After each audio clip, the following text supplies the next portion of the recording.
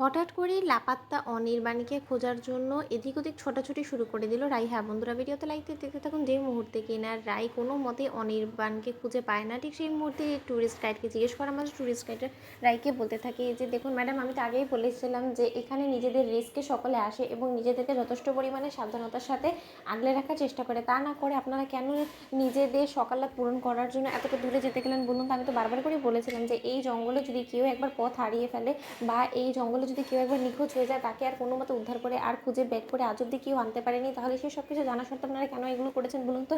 ঠিক সেই সময় রাই বলতে থাকে যে দেখুন, আপনাদের কাছে আমি হাত জোর অনুরোধ করছি, প্লিজ যে কোনো কিছু করে আপনারা প্লিজ আমার স্বামীকে আমার কাছে ফিরিয়ে দিন, আমি আপনাদের কাছে চিরকৃতজ্ঞ থাকবো। ঠিক সেই সময় টুরিস্ট গাইড বলতে থাকে যে দেখুন ম্যাডাম, এখানকার লোকাল পুলিশের কাছে একমাত্র আপনি গিয়ে সহযোগিতা চাইতে পারেন। এছাড়া আমাদের পক্ষে এই গহীন জঙ্গলের ভিতরে ঢুকে আপনার স্বামীকে খুঁজে বার করা একদমই ইম্পসিবল, কারণ আমাদেরও তো লাইফ রিস্ক হয়ে যাবে, তাই না?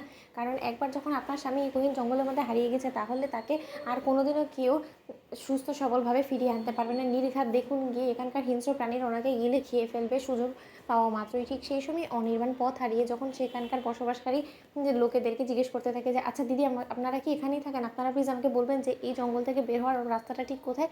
ঠিক সেই সময় সেখানকার বসবাসকারী লোকেরা বলতে থাকে যে আপনি নিশ্চয়ই পথ হারিয়ে ফেলেছেন, এরকম করে অনেকেই পথ হারিয়ে ফেলে, এখানে এসে আমাদেরকে যোগ জিজ্ঞেস করতে থাকে যে এখান থেকে কী করে বেরোবে। আর আমরা যেই কিনা তাদেরকে বলি যে এখান থেকে বেরোয়ার রাস্তাটা ঠিক কোথায়, তখনই তারা যেই এগো এখান থেকে অমনি হিংস্র প্রাণীদের কবলে পড়ে যায় এবং তারা ওদেরকে গিলে খেয়ে ফেলে। আজ অব্দি কেউ কিন্তু বেঁচে ফিরতে পারেনি। তাই আমি আপনাকে বলছি যে যদি প্রাণে বাঁচতে চান, তাহলে এই দিনের আলো থাকতে থাকতে যে কোনো মূল্যে এখান থেকে বেরোয়ার একটা নিজের করেই পথ খুঁজে নিন, কারণ আমরা যতই আপনাকে পথ দেখাই না কেন, তাতে তো আমাদেরও বিপদ বাড়বে, তাই না? আমরা নিজেরাই অনেক আতঙ্কে আতঙ্কে বসবাস করি এখানে।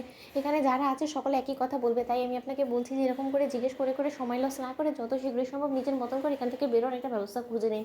অন্যদিকে অনির্বাণ বলতে থাকে যে সর্বনাশ করেছে, রাই তো ওখানে একা আছে, এবার যদি এই বন্য প্রাণীরা যদি হঠাৎ করে রাইয়ের উপরে কোনো রকম কোনো হামলা করে ফেলে তখন কি হবে?